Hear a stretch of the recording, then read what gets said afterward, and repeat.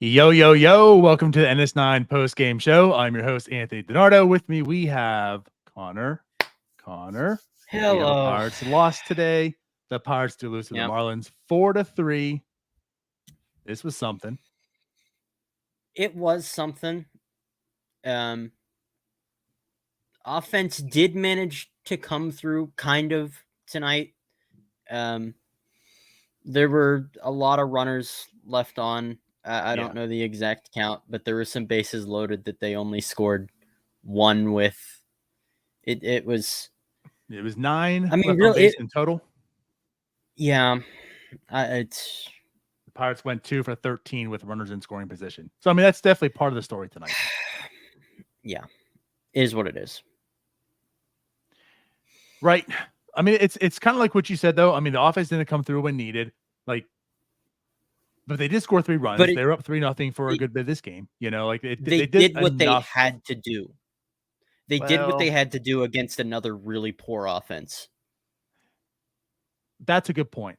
And also what I'll say to that is some of those hits weren't really earned. Like I feel the runners in scoring position and what they have in total. They had 9 hits in total.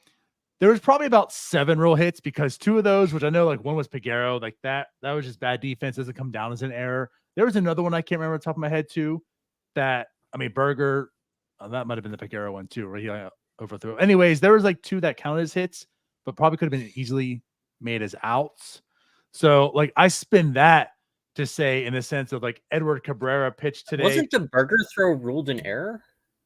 Or was there an error assessed to the shortstop? They counted as a hit. Okay, that's a choice. But with that said, like again, I'm spinning it in the sense of like Cabrera had 6 hits, 3.2 innings, but honestly, like I felt like he didn't pitch that terrible. Wasn't like the offense was just coming through. There was a lot of poor defense on the Mariners side. Someone tweeted out there and jokingly, but like it was probably true. It's like the Marlins looked like a team that was up till 1 a.m. in New York. Yeah, they did. Yeah. So yeah, like the offense needed to come through a little bit more. Like you don't want to see 2 for 13 and runners in scoring position. But in the same sense, there probably was more runners in scoring position than there should have been, based on not so great defense by the Marlins. But at any rate, I mean, this was a very winnable game. Yeah, it was, and they were winning it. You know, this was a bullpen day, a true bullpen day. There was no real bulk guy. Beto came in, Stratton came in. Who came after Stratton? Kyle Nicholas. Yeah, Nicholas. That's who I. Yeah, Nicholas. Then Baraki, then Selby, Majinski, Bolton. So 1, 2, 3, 4, 5, 6. So 7 different pitchers used in this one. Coming off of using how many last night in Philadelphia? Was it 5? Probably. I don't recall, but if you keep talking, I'll look it up for you and confirm.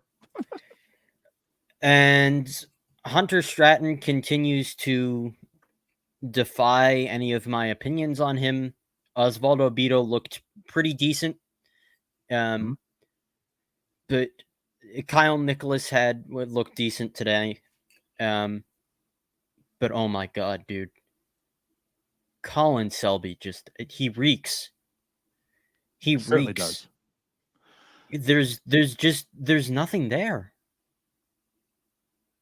Yeah. I know some people are, red circle, blue circle, go burr, high whiff rate, high K rate, high velocity, high spin. He's bad. He's a bad pitcher. It's almost inexcusable to be rostering him. Even though the season is over, even though they are totally out of it at this point, not just totally out of it, but mathematically eliminated. It's not acceptable. It's just not. Colin Selby has an ERA of 9. in 21 games and 24 innings pitched. He has a whip nearing 2. He's walked 11. No, that's not. No, that's in his last 15 games. I'm sorry. He has walked 15. He's given up 24 earned runs, 4 homers. His opponent batters are hitting 296 off of him. Yep. What is the fascination with him over literally anybody else? Well, part of it, and go back to what you said, the Pirates did use 5 last night in Philly.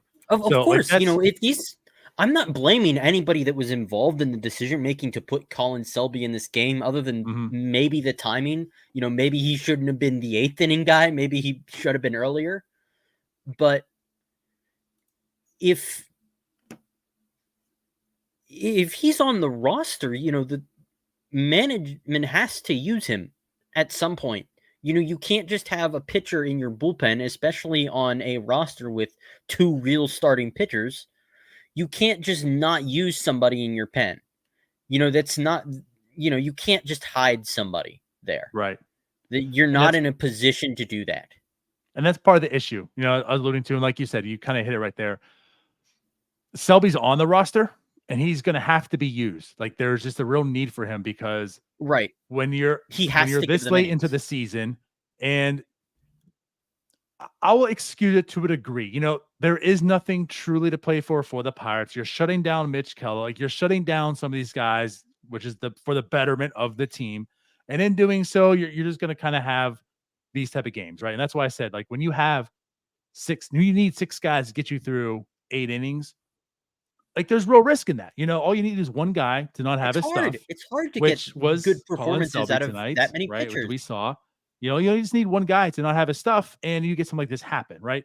When you have a true starter, there's less risk in that, right? Like, even when Oviedo has like a bad game, right? At least he'll give you 5, 6 solid starts, give the 5 earned, and then you have the rest of the bullpen come in, right? But like, when you have a 3-0 game, you might lose it because one guy like Colin Selby doesn't have it, which didn't happen tonight, right? So like I said, like, that's the risk of having these type of games. When you have a true bullpen game, more or less, like, this is going to happen to you. One guy's not going to have it. You're going to have a really, really bad inning, and therefore, like, 3 runs can't really gift you that lead. Like, you don't have where your ace is cruising through 5, 6 innings, 7 innings, right? And you feel comfortable with a 3-0 lead. So, like, that's part of it. But again, like, I kind of excuse it because, like, it just is what it is at this point in time. We're at the end of the season. This team is running with 2 starters as it is. It's time to shut them down. Whatever. It is what it is, but does Colin Selby ever have it? Well, yeah, he does. It's just for what, more 2 often innings than this less year? not. He's had it for what, 2 innings out of 24? I feel like there's been probably 4 outings he had that's been very, very strong. But the problem is, like, it's we jokingly talk about Jack Squincy, like the middle part of Jack Squincy when he's really, really bad, right? It's like when he's good, he goes out and has 3 hits, 2 home runs, but then 90% of the other games he goes 0 for 4. You're right. Like, that's what Colin Selby kind of is. I think that's giving Colin Selby too much credit. He is horrendous. Well, yeah, he cannot hit any of his spots ever. Even when he is pitching well, he's accidentally pitching well. And that's fine. But to go to your point, like, he has had solid innings. He has looked really good and produced. And really a lot of the reason why the team is where it is, and it's just part of the reason why I'm just not going to give them the benefit of the doubt here, is that they have rostered players who have been putting up unacceptable results, like Colin Selby, for pretty much the entire year. Mm-hmm. Chris Owings was on this roster for a month. Austin Hedges was starting into July. There are 2 real starters, and that's been like it is since the trade deadline. Yeah, that's not acceptable. And if you flip 5 losses, this is a 500 team. The front office should have cared more. They should have. I don't think it's up for debate that they should have, because you can easily find 5 games this year that just a completely terrible player cost them the game. that shouldn't have been on the roster in the first place. And today, that person was Colin Selby, and we saw it, and he lost. It was I mean, he Colin Selby. essentially, lost the game single-handedly. But and honestly, like I said, there's a lot of things that came up today. We talked about the runs and scoring position, but like get back to like the rest of the pitching. Like Beto did go. Well, every pitcher pitched 2 innings up until Baraki coming in for 1.1. But Beto went 2, Hunter Stratton went 2, Cal Nicholas went 2. Like, and Bucko Mike said here, and that was the biggest, I think, the biggest disappointment of this game is when you see those are the 3 guys, like those are the 3 pitchers giving the bulk of the innings today, right? They went 6 innings, no earned runs, giving up 5 hits, 5 strikeouts, 1 walk. They did their damn part in this game. Like they pitched very effectively, all 3 of them, and so when you're doing that against a team like the Marlins who are fighting for a playoff spot, that's good stuff, and to go back to like we were talking about the offense, like they were doing enough to put up runs and to win this game. So, I mean, honestly, shout out to Beto, Stratton, and Nicholas today. And I want to talk a little bit about Nicholas. We all know he was the Colin Selby his first outing, right? we and the entire world. He had a pretty disastrous first couple outings. Right. It was really bad. However, since then and even today, to throw the word around again, he's shown a little bit of intrigue. I'm not gonna say he's done enough and like he's penciling in for next year, but Right. You take out that one outing and just look at like today's work and the past few outings. He had a solid game today. To put it, you see some stuff. To put it in this way, Kyle Nicholas is probably in the mix for one of the last bullpen spots coming into next spring.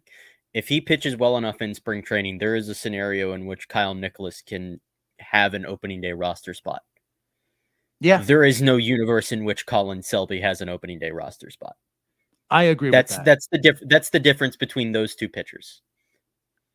I honestly felt I don't know, expectations is the perfect word to use, but I was semi-intrigued, I guess to throw the word out again, about Colin Selby coming into this year. Like, could he be part of this bullpen towards the end of the season? I don't see it anymore. I really don't. Kyle Nicholas, I could see it, but here's the thing though, too. You talked about like next year, how there's a scenario where he could be a last guy. That's also a good thing because this bullpen has improved. Like the fact that Kyle Nicholas could be battling for like the last spot actually speaks pretty good volumes for this bullpen, that you're not looking at Kyle Nicholas to be like a big part of the bullpen next year. Where if this is what 2021, 22, you probably are. But like again, today, 2 innings pitched, 1 hit, 3 strikeouts. To look at, I think he had like almost like a 40% whiff rate. I mean the slider. Let me go to it again real quick here. But yeah, slider had 4 whiffs on it. The 4 seam 2. Like the stuff seems to be able to play if he can locate it. That's just to change subjects back. I hate to do this. Colin Selby had 11 outings this year where he did not surrender a run, 10 appearances allowing runs, plural. But how many of those 11 outings did he pitch very badly and get away with it? Understand. I mean, his whip is nearing 2. Right. Unless he's just outside of the outings where he's struck out 2 or 3 in an inning, even when he's not allowing runs, he's not pitching well. But what about Kyle Nicholas? But yeah, Nicholas. If Nicholas is fighting for a spot like towards the end of spring next year, I think that's certainly an improvement. It shouldn't. It's the standard. It's the major league standard. If you actually want to be a real major league team that's competing, those are the kinds of battles you need to have. Kyle Nicholas can't just be given a spot. Mm-hmm. Yeah, agree. But tonight again kind of shows of. I mean, he pitched very well when he was put like in the true reliever role in Indy. I think he deserved the call up when he got it. Again, the first time he came out and pitched was not good, but he pitched well tonight. So like, pound the back. That move should have happened sooner than it did. I think that it was, from day one with him, it was obviously from day one with him, there was obviously like a little bit of talk about this is probably a guy that could become a future reliever. Now, obviously, the upside there was so huge with him, with where the fastball topped out and the 2 breaking pitches that have. Well, I don't know if they have distinct shapes, but they're decent. Obviously, the upside of a starter there was a little too large to ignore in the short term. But I really question if they hadn't traded for him and if he had been in the organization longer, whether or not they would have hung on to that upside for as long as they did. That's fair. Because I think he's really done. He did really well in AAA in that bullpen role. I mean, it was pretty much immediate. It was an immediate success. Yep. Yeah, absolutely. And the cool part about tonight is he pitched very, very well in the game of the guy he was traded for with Stallings, I didn't who even went think 1 about for that. 2 today. So it's a nice battle of the trade there. And that's pretty much what's left of it. His comic list. But yeah, so he performed well. And again, we talked about the Colin Selby blow up. He had bases loaded, essentially. Then the big hit. He gave it the 3. Carmen Majinski comes to the game. Now, Carmen didn't look great. He immediately gives up a hit and a walk, right? Which added to the ERA for Colin Selby, right? He gives up a hit, scores a run, tack it onto Colin Selby's ERA. So Majinski comes out with 0 earned, but his hit there did give up. But yeah, 0.2 innings, 1 hit, it was a 1 sac walk. fly that the run scored on, right? Or was it no? No, I don't think it was. Was it? At any rate. Yes, it was a sac fly. Okay. My bad then. So, you're right.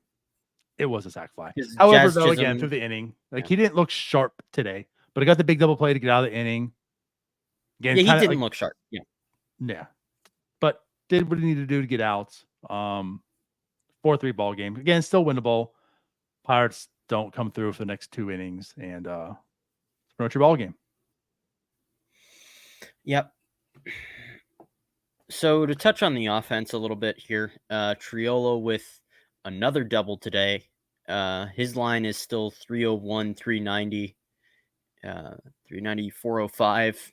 He's continuing to hit well. Joe was on base 3 times tonight. 4. 2 hits, 2 walks. 4. And again, just to mention the battles in 2024, this isn't really as much of a battle as much as it is just like roster construction. If you're really set on Andahar or Palacios being on this 2024 roster, they're gonna have to go through Joe to do it. Yep.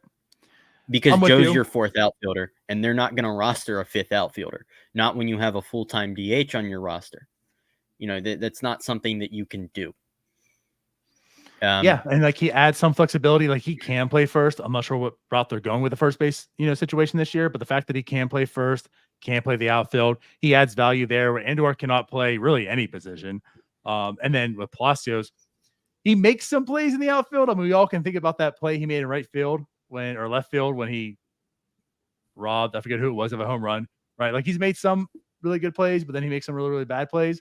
But at any rate, you're not going to roster too many outfielders on this team in that sense, but yeah, he has the versatility aspect of it, and he just is a better player. At this point in time, right?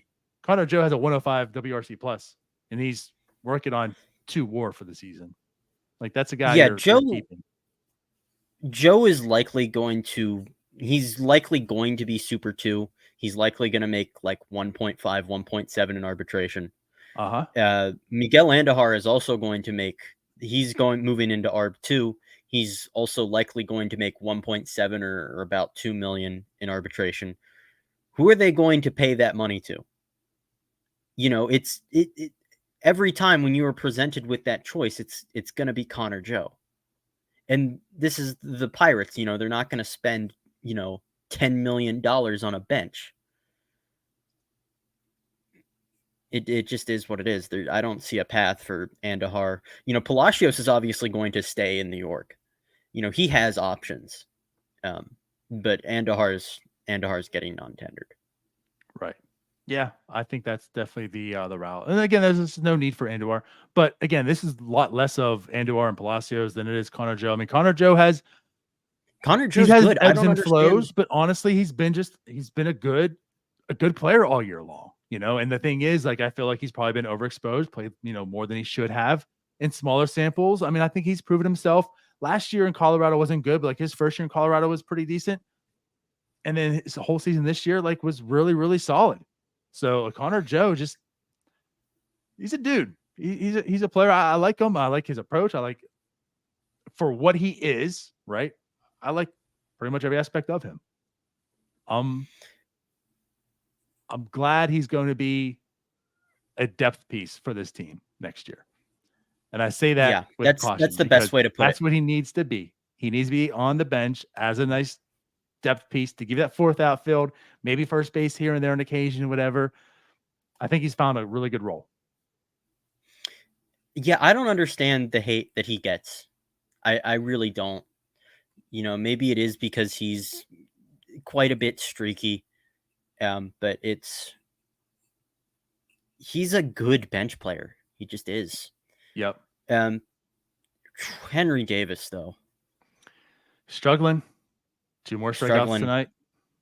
2 more strike. It is genuinely alarming how easy it is to get him out with breaking stuff or off speed. I mean, he's just completely hopeless against any kind of breaking or off speed pitch right now. Yeah. And I figured he was going to struggle a little with this, with how pull heavy his approach is. I've mentioned that, I think, a couple of times on here. I really didn't expect it to be this bad. This is not what you want to see of your 1-1 pick who's no, it's not there for the bat. It's not because, I mean, it's gotten to a point where literally all that you have to do is, if you have even like a major league quality breaking pitch, all you have to do is throw it anywhere up there and you have a viable way to get him out. Yeah, now, he struggled. Obviously, that's 2 strikeouts. Reynolds struggled today, also 2 strikeouts. Obviously, that's with the caveat that he has like 400 plate appearances in the minor leagues. You know, if he takes the Spencer Torkelson route, I mean, it's unfortunate, but, you know, at least he gets there eventually. You know what I mean? He's had a very brief amount of time playing pro ball. And he has not exactly been placed in the best position to succeed. And the Pirates really need to do a better job of that with just all of their players moving forward. Yeah. Well, what about the other catcher? And I say other because Henry Davis was supposed to be a catcher. But the other catcher who played today, Endy Rodriguez, he actually had a really good game today as well. I mean, he went 2 for 4, also with 2 for 3, also with a walk and an RBI. So good day for Endy. Right. He's also been struggling. So it was nice to see him have this day today. I mean, he was a big part of the reason that they were up 3-0. He had a good game today. He's also been struggling. I think with him, it's just, I don't know. I think there's absolutely hit tool there. I think there's absolutely potential defensive ability there. But he has to get better at blocking, and learning catching is absolutely a process. The reason why Henry Davis isn't catching right now is because he's really bad at it, which is fine. It's just you can't be like telling him he's a catcher, be placing him in right field and then just letting him learn that at the major league level. That's not, you can't do it like that. That's a pretty bad way to go about it. But Endy also needs some work there. I like the way he handles a pitching staff. But again, the blocking needs some work, and the bat is, you'd like to see more out of the bat. And we've seen it at times where he's pulled the hands in on just like an inside fastball, like mid-90s, and just put barrel to it and just pulled it down the line for a homer, like the specific one in Milwaukee. That's hitting ability, right? So I don't know what the problem with him is. I really wonder if he would benefit from kind of adding a little more muscle mass, because that is one of my main concerns with him. It's kind of size with him just sticking at catcher has kind of always been a concern. But I think he would really not total body transformation like Josh Bell, but just the Hayes where you're just a little more muscle mass, because the outfielders are playing him like really far in. Yeah. Well, next rookie we can talk about too, Liover Peguero. He also had 2 hits today. So Andy, 8th hitter, Peguero 9th hitter, each have 2 hits as mentioned. Though Peguero did have 2 strikeouts as well. But another guy who was, Peguero looked pretty good, early in the season. He struggled quite a bit lately, defensively and offensively. But today he goes 2 for 4 as well. Yeah. So again, offensively, which is funny, 8, 9, and 1 were basically the offense today. Of the Pirates' 9 hits they had, right? We already talked about the 4 about Peguero and Endy, and of course Connor Jones, you mentioned, had 2 more hits and 2 more walks. There was your offense today. After that, as you mentioned, Reynolds went over 4, Hayes went over 5, although we did have an RBI today because of poor defense. Sawinski did go 1 for 4, just 1 strikeout. And then of course Henry Davis talked about over 4. So yeah, the bad performances there. But yeah, like you said, pretty much for the most part, they got 3 hits. They weren't able to really capitalize when runners in scoring position, which again was basically Endy, Peguero, and Connor Joe, right? When the order came up, they weren't really able to capitalize on it. And that was, again, that's pretty much your game, right? They did enough to do some damage. And then of course, Colin Selby came in to give it all away. Your Pirates lose 4-3. With that said, that's now 12 pitchers used in the past 2 days. The Pirates will play again tomorrow. And then for all of those that are wanting do you have any idea who's starting? I haven't looked, obviously, since we started the post game. So I'm not sure if it's been tweeted out. If anyone knows, feel free to put it in here and we'll announce it. But yeah, I haven't seen anything as of yet. But I'm sure it's going to be another. Does it matter? Yes, because I'm doing a post game again tomorrow, and I want to talk about positive things. Hold on, let me check. But yeah, so again, for the people that are wanting the Pirates to lose, you fools, because you want the Cubs to be out of the playoffs. Well, it is to be decided against to be decided. Perfect. I don't know.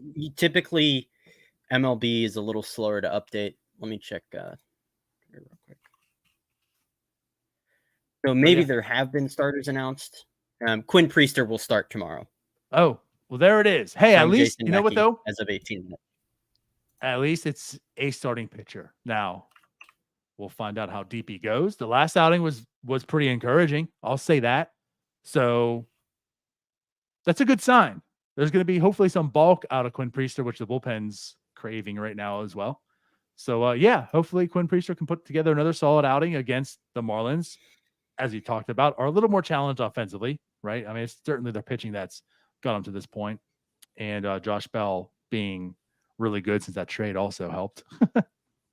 Yeah, it did. Boy, is he streaky. Yeah. He's always been that way, but it's just kind of amazed me how long that trait has carried. Because, there was a point in time where I was like, okay, this is gonna even out eventually, right? No, it never did. It never has with him. Nope. So there you pretty much have it. Anything else? Any last words you want to talk about before we get out of here? I think this is probably the last time I'm going to be on this year, right? So I will see you guys. I will see you guys next year. That's it. Appreciate you, Connor. I'm jealous because I got one more. But yeah, so that's it. You're just as done with this as anybody else is, man. if they give a good game tomorrow, We're- I'll be very, very happy. Hey, listen, you lasted longer than the Pirates front office. They never cared. There it is. There Let's it get is. out of here. We'll see y'all tomorrow. Appreciate you watching. Bye-bye. Peace. Hey, you all. Thank you for watching. I know we try to provide the most entertaining content that we can, and we'd love to spread it to as many people as possible. So I know it doesn't seem like a lot, but if you could take the 5 seconds to like this video and subscribe to the page, it helps out so much more than you know. Thank you, and let's go Bucks.